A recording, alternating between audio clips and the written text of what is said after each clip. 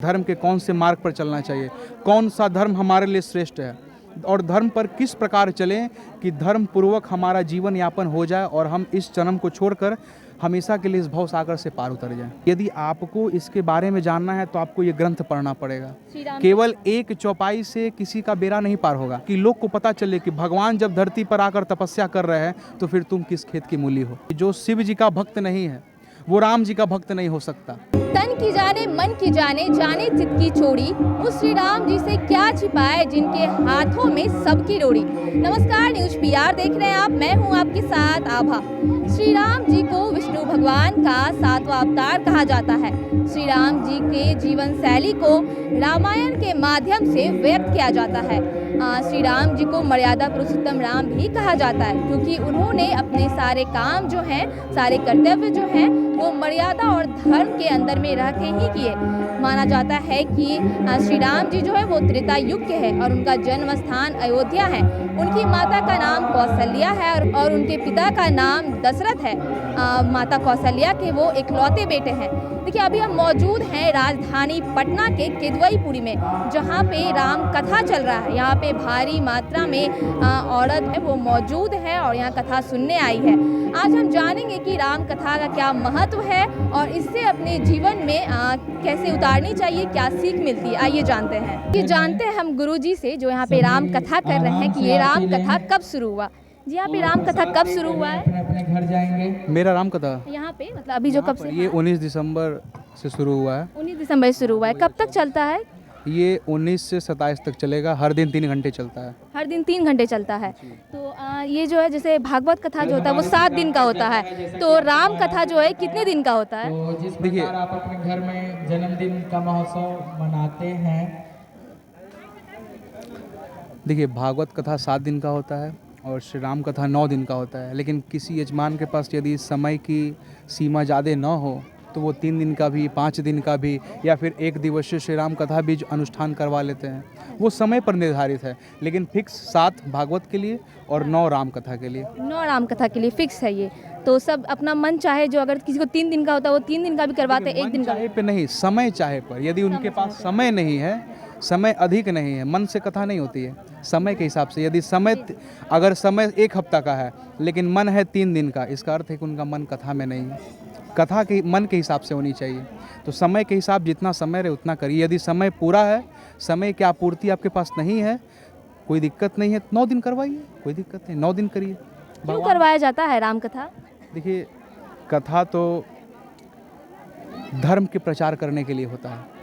अब महाराज क्या बोल रहे हैं, जितने भी बातें बोलेंगे वो शास्त्र प्रमाणित होती है, पुराण प्रमाणित होती है, वेद प्रमाणित होती है। सभी को मिलाकर वक्ता जनता को धर्म के बारे में बताते हैं। धर्म के कौन से मार्ग पर चलना चाहिए, कौन सा धर्म हमारे लिए श्रेष्ठ है और धर्म पर किस प्रकार चलें कि धर्म पूर्वक हमारा जीवन यापन हो जाए और हम इस जन्म को छोड़कर हमेशा के लिए इस भव सागर से पार उतर जाएं।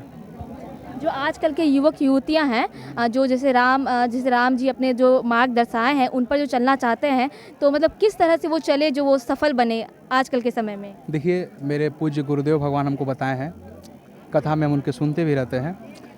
श्री रामचरितमानस में एक कांड है अयोध्या कांड, श्री अयोध्या कांड। अयोध्या कांड में राम जी एक एक बात वर्णन किए हैं।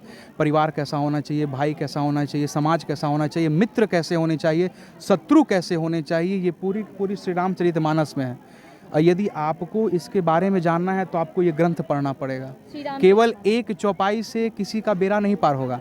कोई यदि आप जो पूछिए हमसे कि आप बताइए कि आज की युवक के लिए क्या है, तो ऐसा नहीं कि हम कोई आपको झूठ मूठ का एक चौपाई बता देंगे कि लोग इस पे चलें तो उनका बेड़ा पार हो जाए। नहीं, पूरी की पूरी श्री रामचरितमानस तो जीवन में नहीं उतरेगी, लेकिन भगवान की कृपा से यदि थोड़ी बहुत राम जी के मार्ग पर हम चल लें, बस केवल राम जी के मार्ग पर और कुछ नहीं, तो समझ मर्यादा पुरुषोत्तम राम भी कहा जाता है। हाँ जी, मर्यादा पुरुषोत्तम वो केवल इसलिए बने क्योंकि वो 14 वर्षों के लिए वनवास में रहे। वो चाहते हैं तो बैठे बैठे अयोध्या से, और धर्म के, हाँ, वो मर्यादा और धर्म के रक्षक पालक सब कुछ थे। वो चाहते तो अयोध्या में बैठे बैठे रावण को मार सकते थे, लेकिन वो वन क्यों गए? जानबूझकर गए संतों को दर्शन करने के लिए, संतों को अपना दर्शन देने के लिए। संत का वो स्वयं दर्शन करेंगे। 14 वर्षों का तपस्या जीवन में अति आवश्यक वो इसलिए किए ताकि लोग को पता चले कि भगवान जब धरती पर आकर तपस्या कर रहे हैं तो फिर तुम किस खेत की मूली हो। तुम्हें भी तपस्या करना पड़ेगा, तब जाकर तुम जीवन में मर्यादित बन पाओगे। जैसे कि आज कौन सा विषय, आज मुख्य विषय आज का क्या रहा है? आज का मुख्य विषय तो शिव विवाह था। शिव विवाह था, इसमें शिव विवाह का भी वर्णन है। हाँ बिल्कुल, स्टार्टिंग में या गोस्वामी जी शिव विवाह को वर्णन करते हैं। गोस्वामी जी चौपाई लिखते हैं कि जो शिव जी का भक्त नहीं है वो राम जी का भक्त नहीं हो सकता। बिनु छल विश्वनाथ राम पद ने हो। आप शंकर जी के चरणों में बिना छल के जब तक प्रेम नहीं करिएगा तब तक राम जी के चरणों में प्रेम नहीं होगा। तो आपको सबसे पहले शंकर जी का भक्त बनना पड़ेगा, उसके बाद आप राम जी का भक्त बनिए। आप हमारे दर्शक को बता सकते हैं कि जैसे आजकल के चाहते हैं, मतलब जो पढ़ना चाहते हैं रामचरितमानस वगैरह, लेकिन जो नहीं पढ़ पाते हैं कम समय के वजह से, मतलब किस तरीके से वो पढ़े जो मतलब वो पढ़ पाए, रामचरितमानस हो या भागवत गीता हो, कुछ भी बुक जो किस तरह से? देखिए, मेरे गुरुजी तो एक ही बात कहते हैं, आप लोग शायद उनका नाम भी जानती होंगी। अब अपने गुरु का मुख देख लीजिएगा, पोस्टर में लगे हुए हैं। बोलते हैं कि कोई ज़रूरत नहीं है पूरी रामचरितमानस पढ़ने के लिए। आजकल के लोग समय का बहुत अधिक उनके पास समय नहीं रहता है, लोग बिजी रहते हैं, कोई पढ़ाई को लेकर, कोई ऑफिस को लेकर, सब जगह लोग चारों तरफ पढ़ना भी चाहता है तो नहीं पढ़ पाता। पढ़ना भी चाहता है तो नहीं पढ़ पाता है, समय के अभाव। तो उस समय एक ही उपाय है, कोई भी एक चौपाई को पकड़ के 5 मिनट 10 मिनट एक चौपाई उसको याद कर लीजिए और दिन रात उसको गुनगुनाते रहिए। उसी चौपाई? हाँ बस, कोई दिक्कत नहीं है, उस चौपाई को गुनगुनाते रहिए। जिस दिन चौपाई आपको पसंद आ गया, याद रखिएगा, आप दूसरी चौपाई की ओर बढ़िएगा, और जैसे ही दूसरी पसंद आएगा तीसरा को बढ़िएगा, और धीरे धीरे आप श्री रामचरितमानस ग्रंथ को पढ़ने लग जाइएगा। फिर आप नहीं बोल पाइएगा कि आपके पास समय नहीं है, आप समय ऑटोमेटिक निकाल कर ये करिएगा। तो ये प्रोसेस है और कुछ नहीं है।